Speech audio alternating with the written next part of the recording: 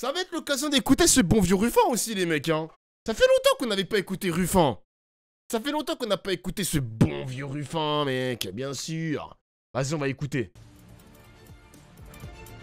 Putain, faut que je monte le son à fond comme d'hab. BFM TV face à face. C'est bugué mon Apolline de truc, c'est Malherbe. chiant.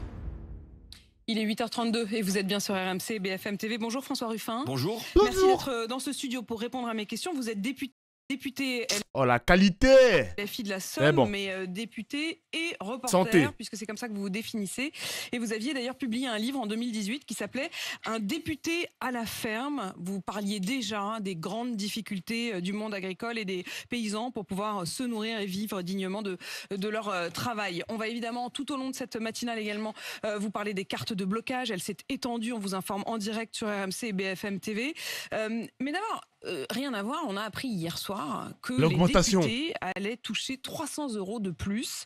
C'est une augmentation de 300 € qui a été actée, 300 € par mois pour chaque député pour des dépenses de frais. C'est même plus que l'inflation. Vous allez en faire quoi? D'abord, j'ai annoncé que je le reversais pour moi à Solidarité Paysan. Donc, vous savez que je ne garde pas la totalité de ma rémunération. Et ça, c'est pas pour la rémunération, c'est pour le fonctionnement. Maintenant, que les députés, la démocratie aient besoin d'argent pour fonctionner, c'est une chose. Mais ça peut se concevoir. Moi, ce qui me paraît choquant dans cette décision, qui a été prise par tous les groupes, sauf le groupe La France Insoumise. La France Insoumise s'est abstenue, n'a pas voté pour. Et même a été contre cette décision. Les gars, Ruffin, c'est encore un mec de la LFI ou pas? C'est quoi son étiquette? Ça fait longtemps que je me suis un peu éloigné de ce bon vieux monsieur. Monsieur, pardon, alors que c'est un bon quand même, hein. Ruffin, c'est un bon. Toujours étiquette LFI. Ok. D'ailleurs, les gars, je vais vous montrer un truc tout à l'heure avec Marine Le Pen. Restez les mecs, c'est important. Restez. Parce qu'il s'est passé une dinguerie. Mais attendez, vous allez voir. Pourquoi c'est choquant? C'est choquant parce qu'on est dans une assemblée qui refuse l'indexation des salaires sur l'inflation, et on va y venir. La première demande des Français, c'est de vivre de son travail, de bien vivre de son travail. Donc dans cette assemblée où on refuse l'indexation des salaires sur l'inflation, où on va doubler les franchises médicales, où on va augmenter l'électricité de 10%, bon, dans ce cadre-là, les députés se permettent une augmentation pour leur budget à eux. Tout comme le président de la République permet une augmentation sur son budget de fonctionnement à l'Élysée. Ben non, c'est pas normal. Pas normal. À se serrer la ceinture, ça doit commencer par les dirigeants, ça doit commencer par montrer l'exemple, ça doit commencer par le haut. Ou alors à l'inverse, vous appelez toujours à une indexation des salaires. C'est évident que j'appelle à une indexation des salaires à minima sur l'inflation. L'inflation a pris 5% cette année, ben normalement les salaires doivent pouvoir prendre 5% de manière à ce que, simplement, les Français vivent de leur travail. Les points de blocage se multiplient partout en France. C'était parti de Haute-Garonne, mais désormais c'est un peu partout, notamment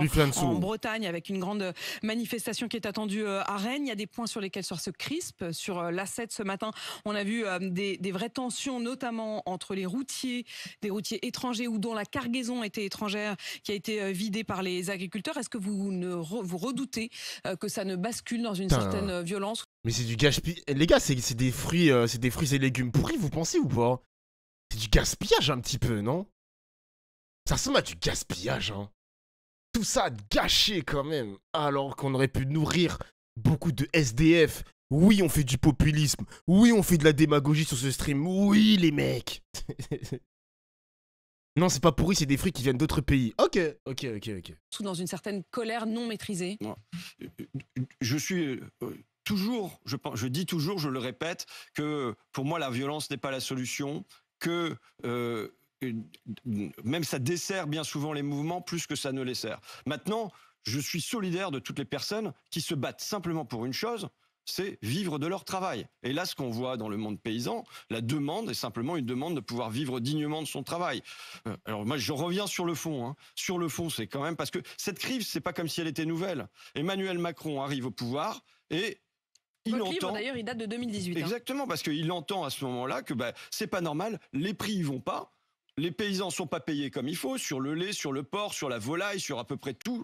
Ils sont pas payés, ne serait-ce que pour pouvoir remplir leur coût de revient. Bon, déjà à l'époque. Et il y a une réponse. 6 ans après, rien n'a changé. L'alimentation, avec une loi Egalim qui est plus qu'imparfaite. Elle est imparfaite, vous l'aviez votée. Vous estimiez au moment où elle est passée que c'était mieux que rien. Aujourd'hui, le problème, c'est qu'elle n'est même pas appliquée. Certains agriculteurs, et notamment les éleveurs... Ah, il a dégainé une feuille, je crois, les mecs. Il a dégainé quelque chose. Laitiers disent que vis-à-vis, dans le bras de fer là, des négociations commerciales avec Lactalis. Lactalis leur dit ok, on va vous augmenter d'1%. Les éleveurs laitiers disent on a besoin de minimum 5%. Personne ne vérifie et dans cette loi Egalim que vous avez votée, il n'y avait pas de contraintes, il n'y avait pas de sanctions. Elle a dégainé un truc ou pas? Même Vous pas. savez, je prends toujours ce qui peut être. Wesh, Boy, qui m'offre encore 20 subs. Mais attends, mais ce mec-là me fait que d'offrir des subs, les gars. On a le bon samaritain. Merci pour les 20 subs offerts. Oh là là, mais c'est un malade ce mec, hein. Yo. Jure, un nouveau sub. Yo, merci mon gars pour le soutien. Mais c'est un fou, hein. Ça fait 3 jours d'affilée que... Ça fait 3 jours d'affilée qu'il m'offre des subs. Vraiment, merci mon gars, merci. Moi, je suis intimidé. Moi, je suis timide quand je reçois des trucs comme ça, moi. Moi, je suis timide. C'est le nouveau ministre de l'économie, exactement. Merci, mon frère. Merci. Mieux par rapport à rien. Donc à l'Assemblée, j'ai cette démarche constructive. Dit, ok, merci, mec. Vous nous donnez ça, je vais le prendre. D'accord. C'était un premier pas pour vous, la loi Egalim. Mais je n'ai cessé de plaider pendant toute la loi Egalim, avant la loi Egalim, après la loi Egalim, et aujourd'hui encore, pour des prix planchers. Pour des prix planchers, ça veut dire quoi? Ça veut dire qu'à l'époque de la loi Egalim, il fallait que le litre de lait soit à 40 centimes d'euros pour que les agriculteurs puissent être payés correctement. Eh bien, il fallait que l'État dise le prix plancher, le minimum à payer, c'est 40 centimes d'euros. Point. Or, je peux vous lire. Du coup, ça le dérange pas, Ruffin, qu'on paye...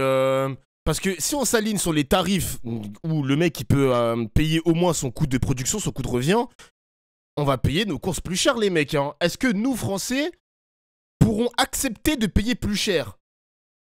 Elle est là la question, on en a déjà parlé hier les gars, c'est pas facile quand même hein. La loi Egalim, pas facile. Parce que c'est une usine à gaz qui a été construite. À la place de dire prix plancher, on fixe un prix, ça donne ça. Les accords cadres, leur détermination des prix, devront prendre en compte un ou plusieurs indicatifs relatifs au coût pertinent de la production en agriculture, à l'évolution de ses coûts, et un ou plusieurs indicateurs relatifs au prix des produits agricoles et alimentaires. Charge ensuite. Bah non, Kramel, on a... Non, si tu veux acheter des produits 100% français, donc tu vas le payer plus cher.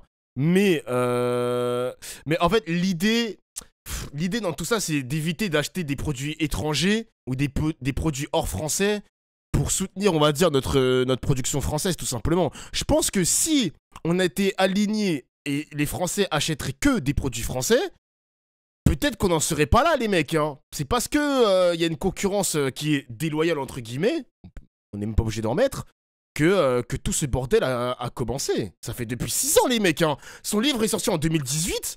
Ça fait plus de 6 ans, et voire plus, qu'on a des produits étrangers qui sont confrontés aux produits français. Donc il y a une concurrence. Et nous, Français, on va forcément aller chercher le produit le moins cher. Eh oui, c'est ça, les gars. Hein. C'est aux grandes marques de faire un effort sur la marge aberrante. Aussi, Gouzo. Ben, encore une fois, les gars. Qui est responsable de ça? On peut dire que Bruno Le Maire a du sang sur les mains parce que lui, il exige, il demande, mais il ne veut pas imposer par la loi. Il peut le faire. Au lieu de négocier, demander, il faut imposer les grandes distributions de mieux rémunérer justement les agriculteurs. C'est aussi simple que ça, les mecs. Hein. C'est aussi simple que ça. Industriels et distributeurs se font des marges de baiser sur le dos des agriculteurs. Voilà. Le fameux Bruno demande. Exactement. Un médiateur de modifier ou supprimer les accords. J'avoue que là, vous m'avez donné mal à la tête. Voilà. On rajoute ça aux normes. Mal à la tête. Donc c'est pas ça.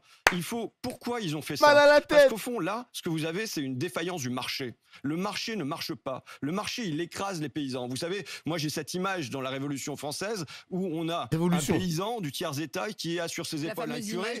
Voilà, qui a sur ses épaules un aristocrate. Aujourd'hui, le paysan, il a sur ses épaules l'industrie agroalimentaire, qui a sur ses épaules la grande distribution. Eh bien, il faut que là-dedans, l'État, il joue son rôle et qu'il rétablisse de la justice et rétablisse de l'égalité. Prix plancher. À cela s'ajoute la question aussi de l'Europe. Vous appelez à une exception agriculturelle, on va y revenir. Je voudrais d'abord qu'on fasse un tour par le terrain parce que précisément sur ces réponses politiques qui sont attendues, Nicolas Poincaré est sur la 64 en Haute-Garonne au niveau du point de blocage d'origine, là où tout a commencé.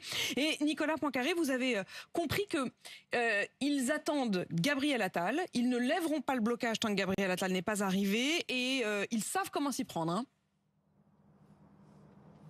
Oui, c'est ce que me disent les organisateurs de ce point de blocage ici. Ce qu'ils veulent, c'est le déplacement du Premier ministre sous ce pont pour venir leur annoncer les mesures. Et effectivement, pour faire pression sur Matignon. Et ils ont un joker dans leur poche qu'ils ont déjà utilisé plusieurs fois. Ils font savoir à Matignon qu'ils sont en contact avec les équipes du Rassemblement national qui leur ont proposé que Jordan Bardella vienne ici. Et jusqu'à présent, ils ont dit à Jordan Bardella non merci, c'est pas le moment. Mais ils disent à Matignon, écoutez, si Gabriel Attal ne vient pas, alors ce sera Jordan Bardella. Vous voyez qu'ils ont un sens politique aigu, ces agriculteurs de Haute-Garonne. Une forme de chantage au RN. Merci Nicolas. François Ruffin, est-ce qu'il y a quand même ce point de bascule? On sait que dans les Pays-Bas, par exemple, avant l'arrivée de Geert Wilders au pouvoir, c'est aussi la colère des paysans qui a fait monter l'extrême droite. Vous savez, moi, je défends les gens, qu'importe le bulletin de vote qu'ils glissent dans l'urne. Jamais j'ai demandé à un ouvrier qu'est-ce qu'il votait avant de le défendre. Vous voyez, donc c'est pour moi le sujet. Il ne faut pas transformer un sujet de fond en un sujet politique, en un sujet politologique. Qu'est-ce que ça va donner aux élections, et ainsi de suite. On est là dans un moment qui est un moment de crise, qui peut être un moment de vérité, qui peut être un moment de bifurcation et un moment où la société française peut choisir. Au fond, l'agriculture française, elle a besoin d'un cap. Et le gouvernement, malgré, je l'ai dit, 6 années maintenant de crise larvée, il ne donne pas de cap. Il tient un double discours. Il dit d'un côté, il faut la montée en gamme, il faut le bien-être animal, il faut sortir des phytos, et de l'autre côté, il faut être compétitif avec les fermes-usines du Brésil, avec les fermes-usines demain d'Ukraine. Eh bien non, il y a un choix à faire. D'Ukraine. Il y a un choix à faire entre, est-ce qu'on dit que la priorité, c'est de nourrir les Français, de bien nourrir les Français, ou est-ce que l'objectif, c'est d'être compétitif à l'international, sans protection, et à ce moment-là, eh ben, il y a un dumping. Mais comment faire entre les deux? Comment faire sur ce tiraillement, au fond, entre effectivement les normes environnementales et la question des revenus, la question aussi, bien sûr, de la concurrence? Vous avez évoqué à l'instant l'Ukraine. Après le début de la guerre en Ukraine, l'Union européenne, par une forme de solidarité, a décidé d'ouvrir les frontières commerciales avec l'Ukraine, ce qui a eu pour conséquence une arrivée massive, notamment de tout ce qui est céréales ukrainiens, qui ne respectent pas les mêmes normes que nous et qui sont venus évidemment concurrencer le travail des agriculteurs, notamment français. Est-ce qu'il faut refermer cette frontière avec l'Ukraine? Normalement, ça devait être pour du transit. Ça devait être pour aller nourrir notamment l'Afrique du Nord, puisque normalement l'Ukraine, par ses bateaux, va nourrir l'Afrique du Nord. Là, à la place du transit, ça a été déversé sur les marchés européens. C'était pas la fonction de départ de cette solidarité. Enfin, je note que cette solidarité, vous savez... Donc vous appelez à ce que ça soit, ce qu'on y mette fin, à refermer cette frontière. J'appelle à ce que ça soit vraiment du transit et que ça soit pas pour nourrir les marchés européens. Voilà, qui est-ce qui a bénéficié aujourd'hui du poulet ukrainien? Ce sont très clairement l'industrie agroalimentaire française et européenne qui a eu du poulet 2 fois moins cher que le poulet français. Voilà comment ça s'est passé. Mais vous savez, pour choisir... Ah ouais? Putain, mon poulet, je le paye toujours aussi cher, les mecs, hein. Lui, les céréales blé, ça vient tout d'Ukraine, Dofla. Ouais, je sais ce qu'il raconte, là. C'est intéressant ce qu'il dit. Mais pour baisser les prix du poulet ukrainien, mais moi, mon poulet, je le paye cher, hein. Franchement, un poulet sur 2 vient d'ailleurs d'Ofla. Ouais, mais dans les 2 cas de figure, le poulet coûte cher, les amis, hein, franchement. Ce cap, cette double orientation, il y a à mettre à mal 2 choses qui ne veulent pas mettre à mal, parce que Emmanuel Macron est fait de ce dogmatisme-là, il est traversé par cette idéologie. Il m'a appris quelque chose, là. Il y a, premièrement, une sortie du libre-échange, et deuxièmement, une sortie du marché, ou une tempérance du marché, une régulation du marché. Je m'explique. C'est ce que j'appelle l'exception agriculturelle. De la même manière qu'on a fait une exception culturelle qui permet... Qui a été acceptée par l'Union européenne. Par l'Union européenne, par l'Organisation mondiale du commerce, pour qu'on ait un cinéma français, pour qu'on soit aux Oscars avec Anatomie d'une chute. Ben, c'est le résultat d'une politique et pas juste du génie, du talent d'une personne. Ben là, si on veut avoir une agriculture française, si on veut la maintenir, parce que c'est la question que je pose. Moi, vous savez, dans ma région, j'ai vu partir les usines vers la Roumanie et vers la Chine. On est en train de revivre la fin du monde industriel, et là, c'est la fin du monde agricole. Eh ben, je ne veux pas qu'on délocalise l'agriculture comme on a délocalisé, J'y reviens parce que c'est tout le problème. Un tiraillement entre l'environnement et les revenus des agriculteurs. Et là, sur l'Ukraine, je vous repose la question parce qu'au fond, c'est une question aussi de solidarité. On s'est dit, on va faire ça par solidarité avec les Ukrainiens. Mais en fait, vous dites la solidarité, ok, un peu, mais enfin, pas à n'importe quel prix. Moi, je dis, ceux qui font la solidarité... Tant pis pour les Ukrainiens. Je dis, non, écoutez, Madame Pauline de Barre, si vous écoutez ce que j'ai dit d'accord pour du transit. C'est le but, d'accord? Maintenant, vous savez, on a dit Ça veut dire interdire à l'agroalimentaire français, par exemple, d'acheter du blé ou du poulet ukrainien. Exactement, tout à fait. Simple. Vous savez, la solidarité, simple. moi je suis pour, Voilà. évidemment, tout le monde est pour la solidarité de principe. Quand on a fait l'extension, l'élargissement aux pays d'Europe de l'Est, à la Pologne, à la Roumanie, à la Bulgarie, on nous a demandé de le faire aussi par solidarité. Vous savez, ceux qui prônent la solidarité, ce ne sont pas ceux qui en payent le prix. Parce que vous êtes journaliste, vous êtes protégé. Vous êtes pas, c'est pas un journaliste roumain qui va remplacer Apolline de Malherbe demain. Le commissaire européen, il va continuer à toucher la même paye. En revanche, quand on ouvre les frontières de l'Ukraine, comme on le fait aujourd'hui... Oui, si on met le poulet ukrainien à côté du poulet français, que le poulet ukrainien est moins cher, le consommateur, même s'il a de la sympathie pour le... C'est le paysan, mais c'est même pas le consommateur, parce que le consommateur, vous savez, il ne saura même pas. D'accord? Ça sera dans la barquette. Simplement, Ça, c'est vrai, ça. L'exception agriculturelle, c'est une sortie du libre-échange. C'est considéré que, voilà... Quand il s'agit de la terre, de ses fruits, de notre assiette, on doit pouvoir avoir une exception aux règles de libre-échange, ce qui me paraît aller de soi. Mais c'est une forme de sortie des traités. C'est une forme de sortie des traités, ou en tout cas d'une partie des traités. Mais là, il s'agit surtout de l'Organisation mondiale du commerce. En fait, là, on a un gros problème avec l'agriculture dans la mondialisation. Je vais faire depuis les accords de Royal Ground en 1994. Je ne suis pas d'accord à ce moment-là. C'est quoi ça, l'organisation Orang Ground? Orang Ground, comment on écrit ça, les mecs? C'est quoi ça? Qu'est-ce qu'il vient de dire là? C'est quoi cet anglais de con là? Pour qu'on fasse entrer l'agriculture dans la grande machine à laver de la mondialisation. Ça, c'est un premier point. Il faut bien voir qu'il y a un deuxième point. C'est le marché. Parce que même si on fait ça, il restera quand même sur les épaules des agriculteurs, la grande distribution et l'industrie agroalimentaire. Donc ça veut dire qu'il faut réguler le marché intérieur, quand bien même il y aurait cette sortie des traités de libre-échange au niveau de l'Organisation mondiale du commerce. Il a mon niveau d'anglais, les mecs. Je propose des prix planchers. Vous savez, on répond, c'est le retour des kolkhozes. Voilà ce qui m'est dit à l'Assemblée nationale, en gros. C'est-à-dire d'une organisation communiste. Voilà, que ça serait la Corée du Nord, le Venezuela, enfin bon, il y a une liste comme ça. Non, vous savez, c'est l'Europe. C'est l'Europe d'il y a 20 ans. L'Europe d'il y a 20 ans, elle avait des prix planchers, elle avait des quotas d'importation, elle avait des quotas de production, elle avait des coefficients multiplicateurs. Elle a basculé pour vous, l'Europe, dans une forme de libre-échange. Libre-échange. C'est bien sûr l'accord récent avec la Nouvelle-Zélande. Une grande partie des Français y étaient opposés. C'est passé comme une lettre à la poste. Cette nuit, ça a été avec le Chili et le Kenya. Et on apprend en effet que cette nuit, donc l'Union européenne a conclu de nouveaux accords de libre-échange avec le Chili et le Kenya. Et que, bon, alors je vous annonce que, vous savez, j'avais mis en place avec mon collègue Pascal Lecomte, on accepte tout, hein. Un groupe on accepte tout contre le traité sur le Mercosur. On renvoie une lettre ce matin au président de la République, tous les signataires de cette proposition. Qui viennent de tous les bords, sauf le Rassemblement national. On envoie une lettre au président de la République qui leur dit maintenant il faut dire clairement stop à l'accord sur le Mercosur. Mais, je le redis, il y a le libre-échange. Vous attendez d'Emmanuel Macron qu'il y mette fin. Vous attendez quoi de Gabriel Attal? On l'a entendu tout à l'heure, Nicolas Poincaré nous le disait. Sur le terrain, ils l'attendent. Qu'est-ce qu'il peut faire? Moi, j'attends de M. Attal, j'attends du gouvernement, j'attends de M. Macron depuis 6 ans, prix plancher. J'attends qu'on vienne dire prix plancher, que ça soit pas dans des accords cadres incompréhensibles que se règle le conflit entre Lactalis et les agriculteurs, mais que ce soit l'État. Vous savez, il y a un fort et il y a un faible entre les deux. Lactalis, monsieur Emmanuel Beignet, qui a vu son patrimoine augmenter de 70% ces dernières années, qui est la 8e fortune française. Je crois que c'est la 6e. Ah merde, il a dit la 8e. La 8e fortune française qui est encore plus riche qu'avant. Bon, il a un poids énorme comparé aux agriculteurs qui vont aller négocier avec lui. Eh ben, l'État, il doit être là, entre les deux, pour servir de protection. On entend très peu d'ailleurs la grande distribution, et c'est pas faute de les avoir invités, hein, je le redis sur ce plateau puisque je dis tout.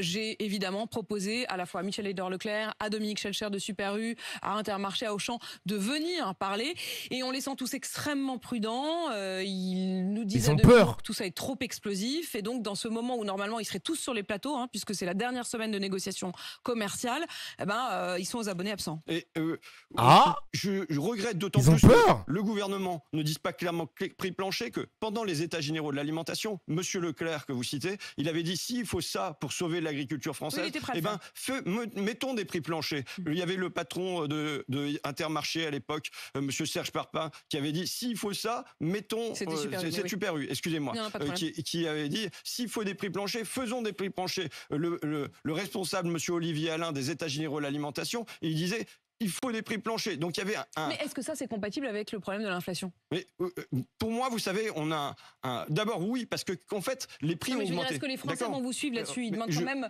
à ce que leur caddie soit moins cher. Si à ce moment-là, vous leur dites ouais, ok, c'est sympa, mais on va faire des prix planchers. On va faire des prix Faut planchers. pas accepter, hein. Aujourd'hui, Oui. ils se gavent sur le dos des consommateurs et en même temps sur le dos des agriculteurs. L'industrie agroalimentaire.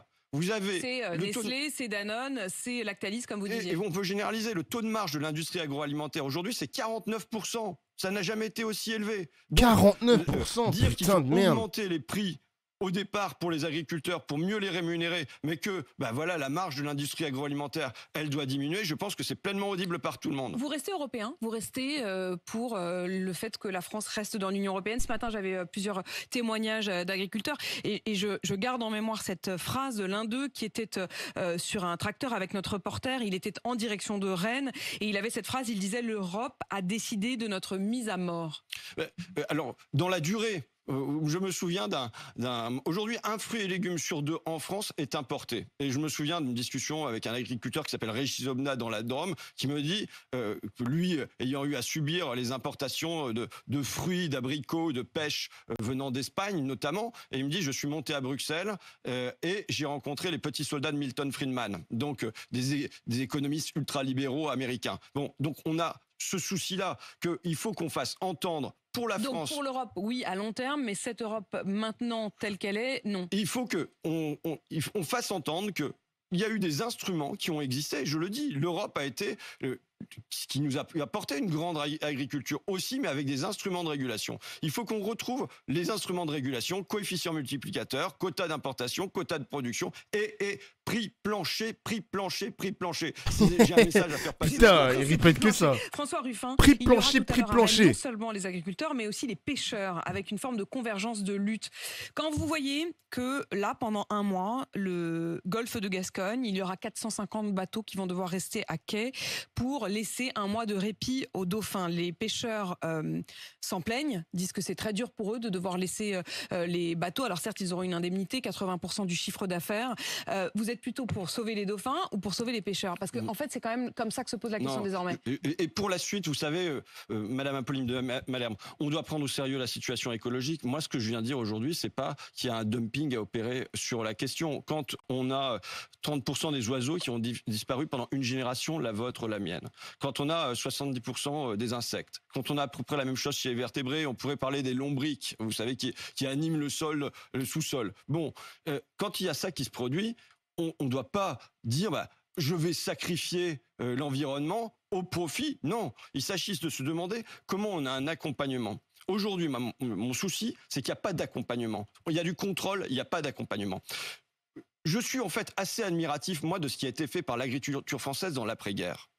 En une génération, on retrouve notre souveraineté alimentaire, en 1972. Pourquoi? Parce que l'État dit, voilà, on va faire de la production, il nous faut de la chimie, il nous faut de la mécanique, il nous faut du remembrement. Le souci que j'ai, c'est que depuis 1972, on n'a pas dit aux agriculteurs français, voilà le cap qu'on veut. Aujourd'hui, il faut que l'État donne un cap, et qu'il accompagne, et qu'il donne des outils pour ça.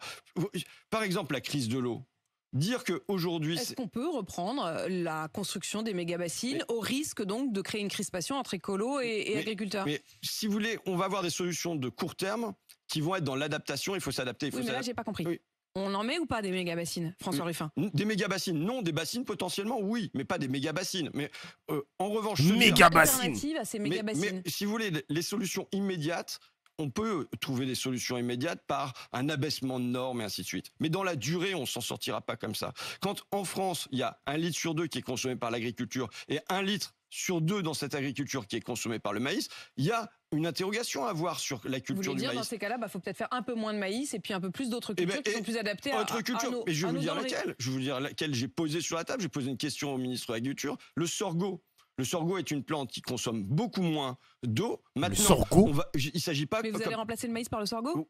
Tout à fait. Et il y a des agriculteurs qui le font. Comment du sorgho? Mais comment on mange du maïs? On mange du maïs transformé. Vous savez, dans la plupart du temps, c'est pour nourrir les animaux. C'est pas du maïs qui vient directement pour la nourriture animale. Maintenant, la question, si jamais on veut avoir cette bifurcation, c'est qu'on peut pas demander aux paysans de le faire tout seuls dans leur coin. On doit faire ce qui a été fait dans la planification, comme il le dit. par un accompagnement, par des ingénieurs. Vous savez, les ingénieurs agricoles français, on a cette richesse qui est absolument formidable. On a une capacité à avoir des... Mais on les envoie pas sur le terrain pour être une force d'accompagnement. Donc aujourd'hui, cette bifurcation, il faut qu'elle soit voulue par l'État, protégée, avec une protection. Je suis venu ici pendant la crise des retraites pour vous dire de quoi a besoin le pays. Il a besoin de protection. Il a besoin de stabilité. Quand vous avez des cours des matières agricoles qui, comme pour moi sur la betterave, sont divisés par 2 puis multipliés par 4, comment vous inscrivez une stabilité? Comment vous inscrivez dans la durée? Merci François Ruffin, député LFI de la Somme. Je rappelle... franchement les gars, cet arc-là, j'ai bien aimé cet arc-là, parce que écouter les hommes de gauche sur la question écologique et l'agriculture, est-ce que c'est compatible? Est-ce que la relation, ou est-ce qu'elle est en relation, ou est-ce qu'elle est en divorce? Moi franchement, ça m'intéresse les mecs. Ça m'intéresse, ça m'intéresse. Moi, j'aime bien. J'aime bien qu'il y a des mecs de gauche qui parlent d'agriculture. J'aime bien. Franchement, j'aime bien.